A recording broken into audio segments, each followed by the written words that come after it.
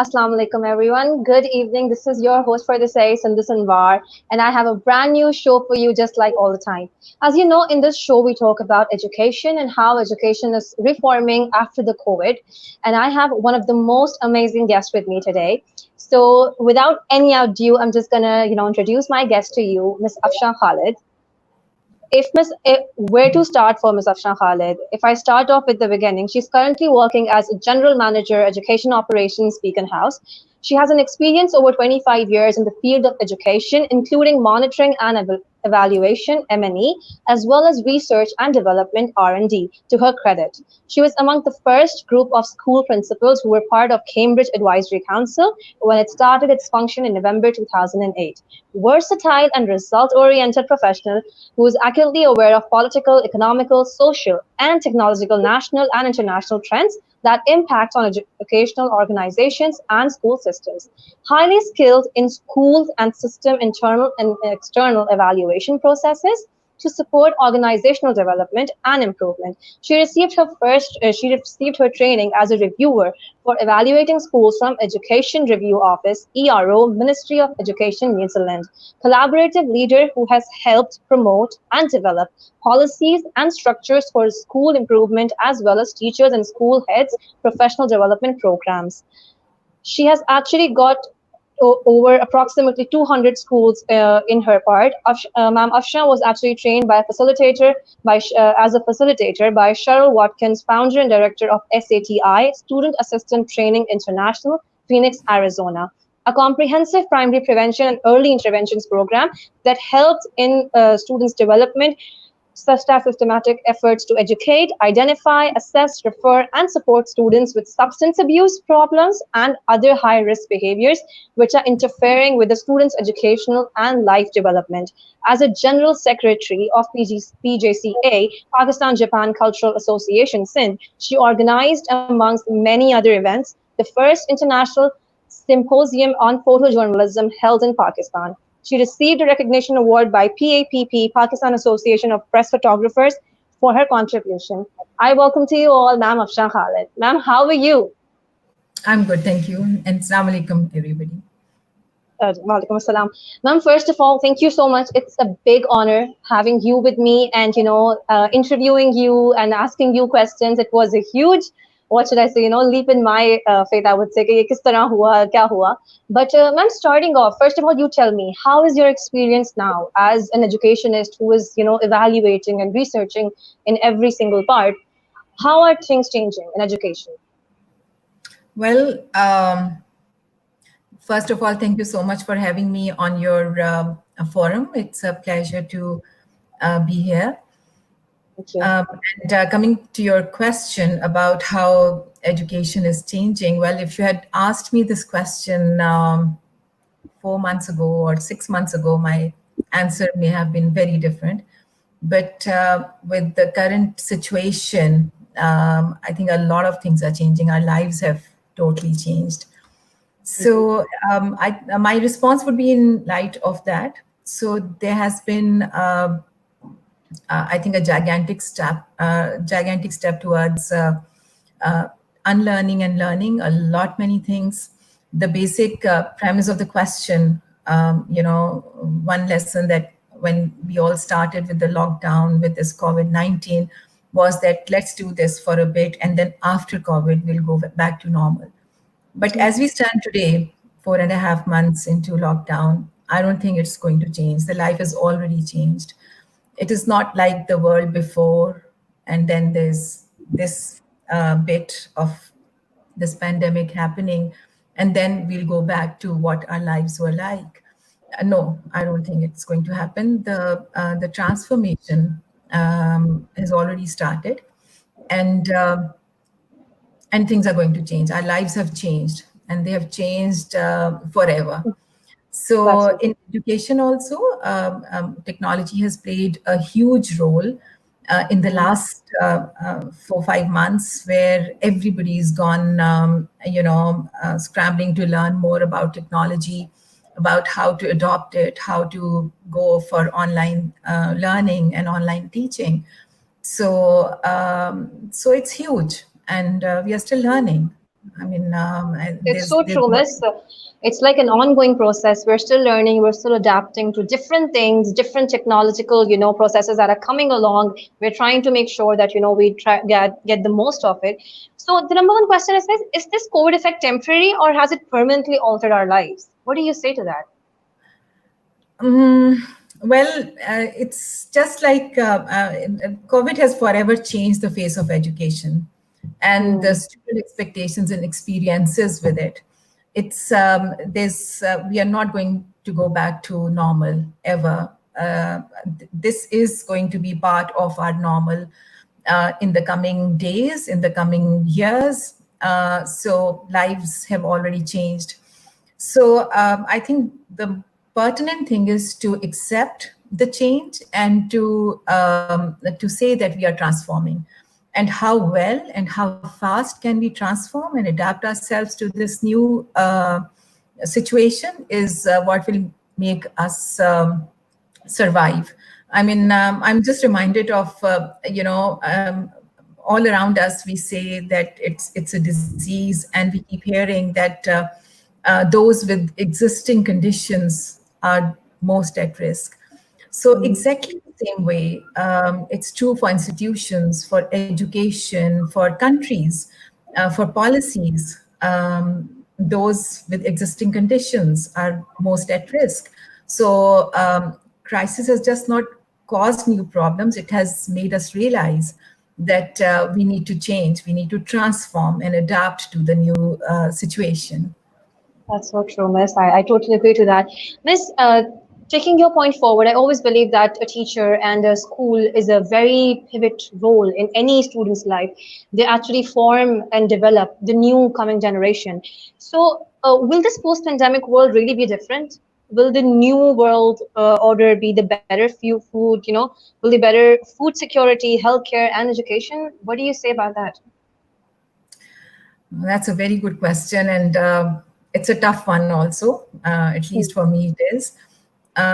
We don't have a lot of answers for teachers, for students, school life, college life, university life. You are representing Greenwich University, so it's not going to be the same. It's just that institutions will survive, but they will not look like what they do now. Technology is not going to look like what it does now. It's also going to transform. So the lesson learned again is that this is not a moment of dealing with crisis with the assumption that it is going to go away, but this is a moment of dealing with transformation, and the faster we accept that, the better. And if you break, when it comes to education, when it comes to the triangle of home, school, and the student, if you break that into three, it's a lot of unlearning and a lot of relearning for everybody, for teachers, institutions, for students, for parents also. I mean, everyone is clueless about how to deal with the situation, the life that is there. Everybody's in a lockdown. Teaching and learning has gone online. So how to adapt to it, how to figure it out, and how to stay positive during this also, because it's not just things changing, it is with a lot of loss and grief also. So if you think of little ones, because I represent a school system, so when I talk about education, I talk about 3-year-old to an 18-year-old. So for them to accept the change, to adapt to the change, to understand the change also, for little ones, for young adults, it's a huge challenge. And then for parents to also handle this change, to figure out the change, and that again is a lot of learning, and we don't have all answers. We really don't. We really don't. That's so true, Miss. I would say that I was going through quotes and I just read this beautiful quote that without a teacher, life would have no class. So, I believe that teachers are a huge role, and you, especially being in the education field, and now you've, mashallah, almost have 26 years. First of all, it's a huge honor for me to, have somebody just tell me how things are going with them. Miss, tell me, do you think that now education is somehow in a crisis in terms of, education and skill set? Where do you see this? Because I think this is a huge change that's gonna come. Uh, what do you have to say about that? Okay, so in this first thing is, let me rectify your statement that it's a huge change that is going to come. It's not going to come. It's already there. That's true. So that's what I've been saying since we started this little conversation, that the change is already there. So It's there. the faster we recognize it, the better. And about limitations or challenges in education, going online, adopting technology has actually highlighted the limitations of online education. It's not easy. It's not just a Zoom class. It's not just a Google Hangout where you sit in front of a screen and talk. Online education is a very difficult concept, and it needs to be learned too. And and therefore it's pretty expensive also because of the training that is required in it, because we have never ever experienced it. Now if I were to say that this was just happening in our institution, so we could have turned around, looked at other institutions, looked at other countries, looked at other societies and learned. But this is a global situation, a global crisis. So everyone is just looking at one another and trying to figure out and trying to learn. So there's a lot of opportunity in it also, because this is how we maximize on the resources that we have, and how fast we learn every day from our experiences, and then adapt to a new way of life and a new way of doing the same things. So it's a daily learning and unlearning that's going on. That's so true. Miss, what kind of cognitive and social emotional skills we will require to succeed in the unknown future? Okay. Well, the global pandemic has forced schools to shut down, universities to shut down, and it has led to a breathtaking expansion of education, online education. So therefore, again, globally, you see everybody glued to the screen. I myself have never spent so many hours in front of a screen as I have in the last 4.5 months.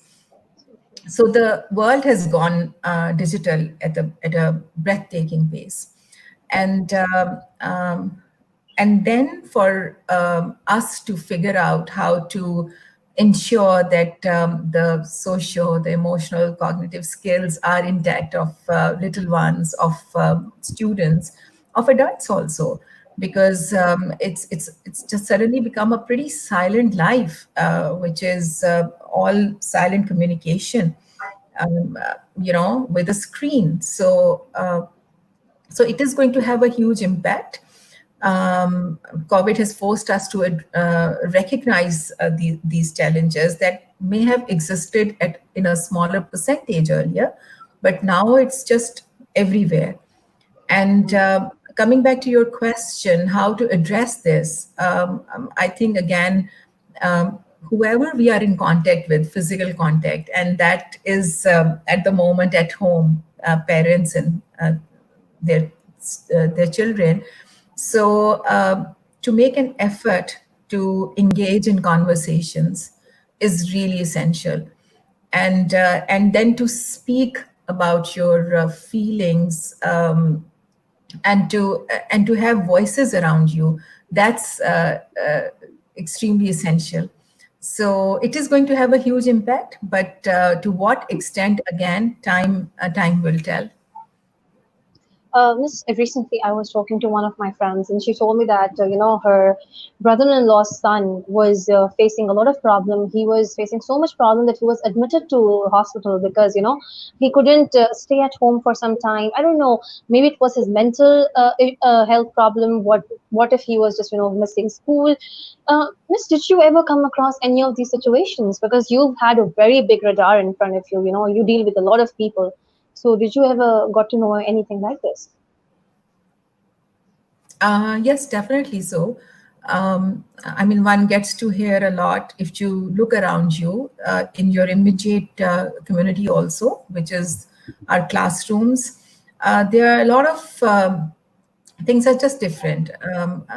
Just a few days ago, there was this discussion going on about an early years class, and the little ones they were exchanging some ideas, and the teacher was trying to engage them in a conversation. And a child just turned around and said that I get up in the morning, my class starts, but it is not the same class. I can see my friends on the TV, so it is not the same. So, in his own way, this 5-year-old was trying to express the change that he's going through. So yes, it is definitely there. There's a lot of anxiety is happening. A lot of stress and distress is happening, and that is because of a lot of factors. There's illness around you. There is uncertainty around you. There is economic crunch around you. So you know it's taking its toll on adults and on children. The So therefore, how to address it? It's essential to again engage in conversations, try to stay positive. Situation all over the globe is the same. It's not just that maybe in Lahore or in Karachi or in Peshawar we are facing a particular situation, and it's not the same otherwise. So therefore, we need to ensure that adults at least keep ensuring that they think of ways to engage children, to engage the younger ones. I'll give you another personal example that in July, everybody would look forward to this Father's Day. But this time, when in the lockdown, what to do on Father's Day? But so I know of a family, they sat down and planned a number of activities, which I know from my childhood days I do remember, but we had just stopped doing those. So it was like early in the morning, get up and wash the car with your dad, and then take photographs and see how that felt and what fun that family had, what fun the kids had, because they'd never done it. There was no time for it 5, 6 months ago. So again, parents, teachers have been pushed into unknown situations, and the spillover effect is felt on children also. So it's something very new for everybody. And there's no right answer to anything. So therefore, we need to keep on thinking of ways on how to stay engaged with children, with young adults, and how to stay positive. I would totally agree to that. It's just that when you start talking, everybody's just listening, and I was just lost. I was like, okay, what to say now. Ma'am, taking social, isolation, it has led to many multiple issues. Just right now, you talked about mental health issues. What are the issues that are faced by the schools? Like, there are thousands of issues now coming. People are getting their students out of the school. Some are enrolling them in the other schools. It's a crazy hectic situation. हर जगह there's a cluster happening. गिर रहा है कुछ बहुत ज्यादा, कुछ कहीं पे गिर रही है, student count rate तो कहीं बढ़ रही है. What would you say about that? Well, we are facing a lot of problems because we are a very large system. So we have, obviously the bunch of issues is again larger than what usually people would have. So the shift to everything online has its challenges. Mm. Um, Again, how to manage cyber safety, how to educate youngsters and children also to stay safe when they are online, how to coach parents on to understand that this is now the need, so they need to adopt this, because 6 months ago there may have been very different kind of rules in different families. There may have been a very regimental screen time for children, but now the need is a lot of screen time because you're spending your whole school day in front of the screen. So how to stay safe, how to interact, and then how to have those boundaries in those interactions also.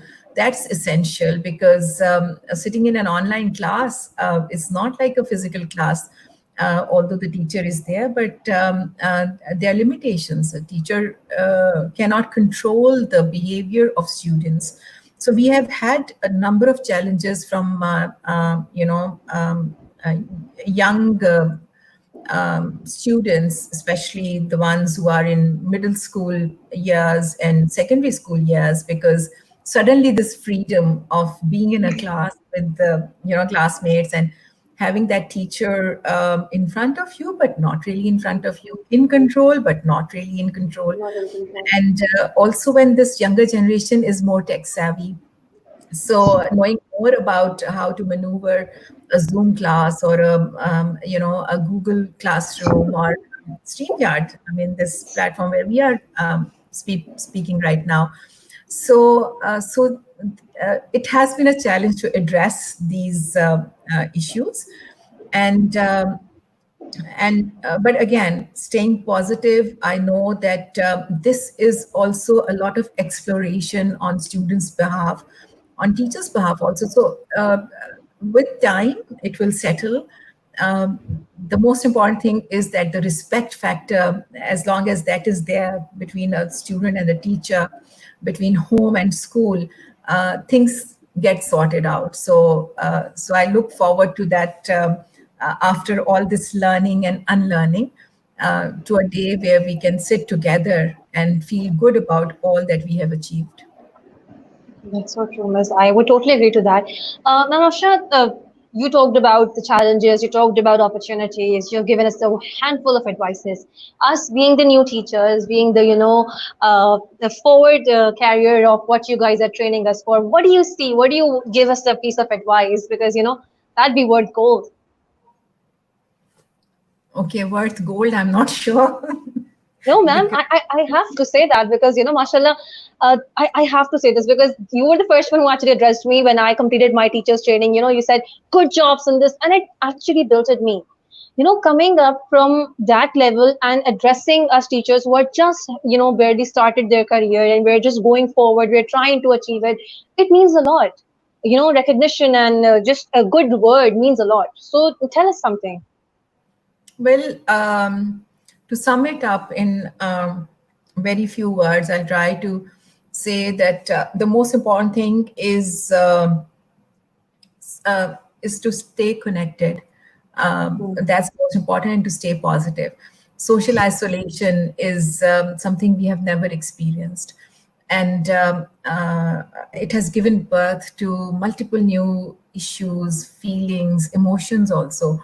So a piece of advice for everyone, for that matter, for young adults, for parents, for teachers, for leaders, would be to think of steps that we can take to keep our children engaged, and that too in a very, very different way. So engagement also has totally changed its meaning. So how can we these different life skills to our children, how to survive loss, grief, change, transition, lockdown, social isolation. So these are new skills, or skills that were dormant maybe. They need to be polished, they need to be brushed. Uh, Also, we are in the process of adaptability and the recognition of the same, that we need to adapt to a new life. That's essential. That's extremely important. So therefore, keeping children meaningfully engaged, recognizing adaptability, and then thinking of how do we approach the task of raising our children during this pandemic, which may continue for who knows 18 months, 24 months. So how to be prepared for that? Yeah. That's so true. I was so engrossed in talking to you and actually listening to you. I completely forgot that there's a huge section of comments coming in. People are loving your conversation. If you could just show me, I'd really appreciate that. Some of the comments were like, Miss Safshan, good going, very informative. I'd love to see you on screen again. Mujib says that Corona has redefined our normal. Similarly, we need to set new visions for our schools of today, too. So, that's 100% agreed. And what I like in this comment is that she has mentioned school of today and not tomorrow. So yes, so where we stand today, the school of tomorrow that we used to talk about is there.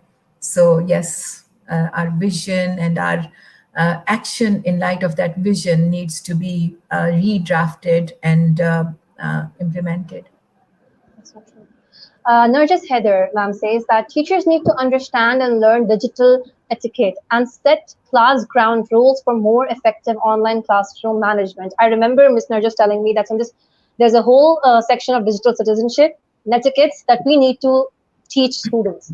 And taking that advice forward, we actually implemented that. And what do you have to say about that? The etiquettes that you just told us about. It's very important. It's a very pertinent comment and extremely important. Thank you for posting that comment, Narjis. We need to be aware of the risks and opportunities that our children have while they're spending an unprecedented amount of time in front of digital devices, for both for school, for work, and for recreation also. Because see, games are also now all through a device. So it's essential to set boundaries and to talk to them and bring an awareness and talk to them from their own security and safety point of view. So it applies not just to teachers, but to parents also, and all of us for that matter, because it's a whole new world there. And we need to define our boundaries and be aware of the threats that are there too. So true. So Sanati says Corona has pushed us into the future a little earlier than we had assumed. Online schooling is the new thing after all. We totally agree to that, Sana. Ma'am actually said the same thing about it. Putting more comments forward, can you just, yeah. Shah Sultana Tahir Ali. Challenges are there, but teachers are taking their challenges as a part of their learning. So, ma'am, what do you say? You are leading a big group of teachers as well. How do you see them? How do you see the teachers changing, adapting, going forward? Well, I don't have words to express my gratitude for all teachers worldwide, for that matter, because the way they changed, it's not that they're going to change, but they changed overnight. I mean, today it was the lockdown, and tomorrow the schools started online. So that kind of a leap of faith into an unknown, abyss, I must say, is something that is remarkable. And the way teachers have worked round the clock, day and night, to adapt to this change and to ensure that they give the best to the students, the best of what they have. And when I say what they have understood, what they have grasped. Honestly, the gratitude that we all feel, it's immense, and it's beyond words. So hats off to teachers. I can stand and start clapping for them. Oh, that's so sweet, man. That's really appreciative of you. Thank you so much, ma'am. There's just time went by with you, and I did not even got to, feel like that I was out of topic, or if there is so much more I want to ask you, I'm going to bring you another time for one of my sessions in which you're going to specially talk about how you evaluate school development and how do you see the changes in it, because that would be an amazing topic to discuss with you. I would love. Thank you so thank you so much, ma'am. Ma'am, any last words before you go? My last words are keep your chin up, transform ASAP, and adapt to the new world. And life is yours to discover and live. That's so sweet. Thank you so much, Pam, for your time. We from Greenwich University really appreciate your time and your effort given to us. This was Miss Nargis. This was Miss Afsha with us, and Miss Afsha actually told us about all the great, facts that were in teaching. Aisha Najmi also says Miss Afsha is an inspiration for all our Beaconites. So glad to see her today. The way Beacon House has provided organized way of dealing this pandemic is amazing. Thank you for your kind words for us teachers. So yes, Thank ma'am, thank you so much. We really appreciate it. Aisha Adil, ma'am, she was one of your, you are one of her mentors, and she's one of my, what should I say, friends. And she was so on top of the moon. She was like, wow, Miss Afsha is going to come. So she's saying remote teaching and learning is a facility mostly afforded by the privileged. How are schools trying to help the parent community that is struggling with the economics of remote learning and teaching? So you can wrap it off with this one. Well, Like, this how is do a you see huge thing. I can go on and on for that, but in the shortest possible sentence, revert to asynchronous teaching. So this? this is essential. This is what life is going to be like. There are no two ways about it. And as parents have always invested in their children's education, face to face, physical, now is the time to do the same for online education. I totally agree to that. Thank you so much, ma'am, for your time. This was Ms. Afshan Khalid with us. As you all know, in our segment of education, we talk about how education is developing and how we are changing education within the time. COVID has brought a huge change. We're trying to develop and we're trying to adapt this change. We're trying to go on a new future. The school of today, as Ms. Afshan said, that 100% agree that now we're going to have a school of today with us. I would leave you guys with this beautiful sentence. The mediocre teacher tells, the good teacher explains, the superior teacher demonstrates. The great teachers inspire. One of the great teacher, Miss Afshan, was with me today. She inspires us all, and I hope that I inspired you in any way possible. Please let me know if there's any more thing that you want us to talk about, any suggestions, any discussions, any feedback. I'd be happy to help you guys out. Thank you so much for your time, and Pakistan Zindabad. Stay safe, you all.